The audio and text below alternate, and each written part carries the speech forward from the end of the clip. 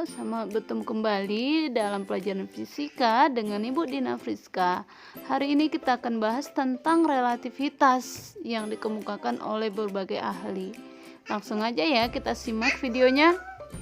Benda dikatakan bergerak itu relatif tergantung kepada acuannya. Acuannya itu adalah pengamat. Bisa jadi pengamatnya diam atau pengamatnya bergerak. Nah, untuk yang pertama kita bahas pada saat bergerak ada kecepatan relatif yang dirumuskan dengan Vx aksen sama dengan V dikurang Vx, di mana Vx aksen adalah kecepatan relatif benda terhadap pengamat yang bergerak dan Vx adalah kecepatan relatif terhadap pengamat yang diam, sedangkan V adalah kecepatan pengamat bergerak terhadap pengamat yang diam. Kita bahas contoh soal berikut ya. Sebuah benda kereta api bergerak dengan kecepatan 150 km per jam. Bisa kita simpulkan ini adalah V.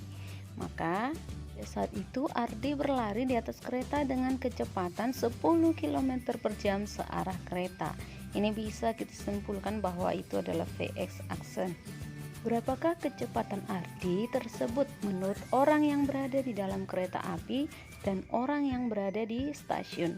Yang pertama, kecepatan Ardi terhadap kereta api adalah Vx aksen sama dengan 10 km per jam. Kecepatan Ardi terhadap stasiun adalah Vx dirumuskan dengan Vx sama dengan V ditambah Vx aksen 150 ditambah 10 sama dengan 160 km per jam.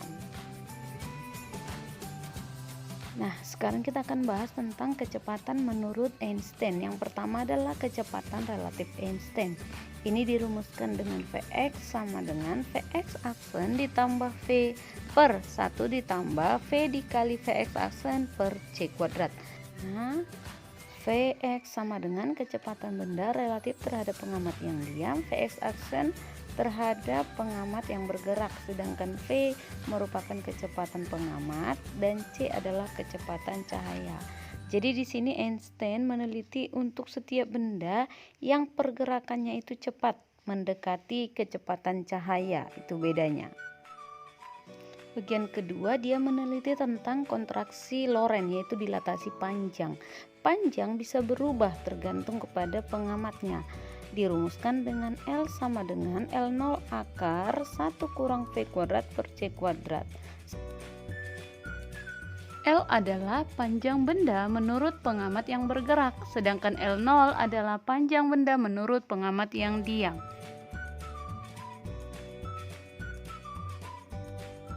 Langsung kita bahas soal yang biasa muncul ya. Sebuah pesawat yang diam di bumi terukur memiliki panjang 120 meter. Langsung kita tuliskan, diketahui L0-nya 120 meter. Kemudian pesawat itu bergerak dengan kecepatan 0,6 C, yaitu V 0,6 C. Berapa panjang roket menurut pengamat di bumi? Ditanya L, maka kita rumuskan L sama dengan L0 akar 1 kurang V kuadrat per C kuadrat.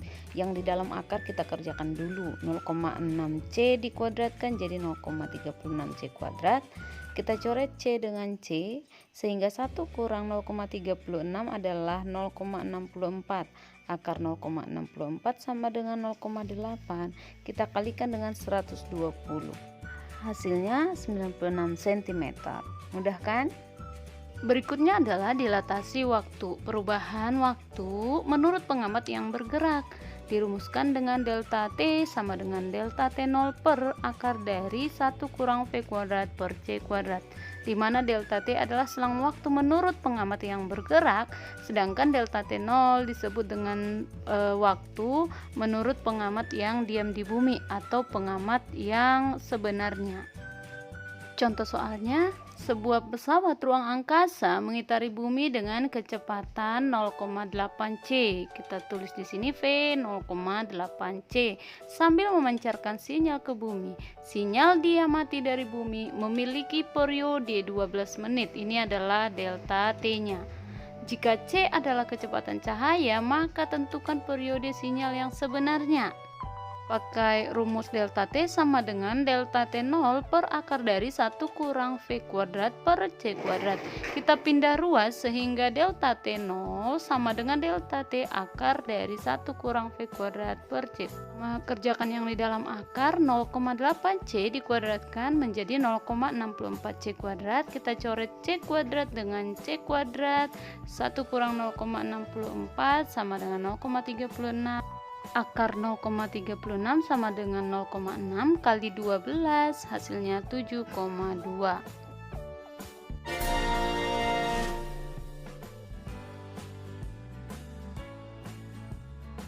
Selanjutnya, Einstein mengemukakan tentang massa relativistik dan energi relativistik dengan rumus M sama dengan M0 per akar dari 1 kurang V kuadrat per C kuadrat. Tentunya rumus energi EmC kuadrat ini adalah dikemukakan oleh Einstein sebagai bapak fisika ya, dan dia menggunakan massa relativistik, sedangkan E0 sama dengan M0 C kuadrat menggunakan massa diam, dan energi kinetiknya adalah energi kinetik EK sama dengan E dikurang E0.